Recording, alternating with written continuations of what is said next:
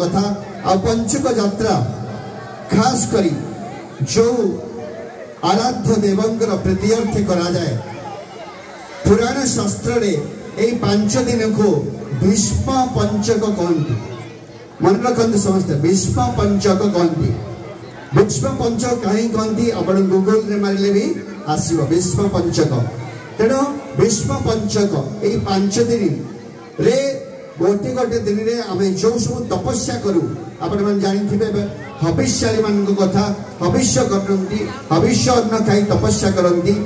वैष्णव धर्म रे प्रतिदिन जो आम दीपदान करुचे तार विधि अच्छी कारण यही मसटा को कार्तिक मसटा को आमर दामोदर मास कह जाए से भगवान प्रीत्यर्थे आम सब दीपदान करुचे तबे जो आराध्य देवों प्रीत्यर्थे ए भीष्म पंचक बा पंचक यात्रा बा दामोदर मास बा दामोदर अष्टकम सब करा जाए से श्री श्री राधा एवं श्री कृष्ण तेणु देखा कि भाव यशोदा मांकर बाड़ीर भय जो कृष्ण निजे भयभीत होते निजे जे परम पुरुष श्री कृष्ण से केमती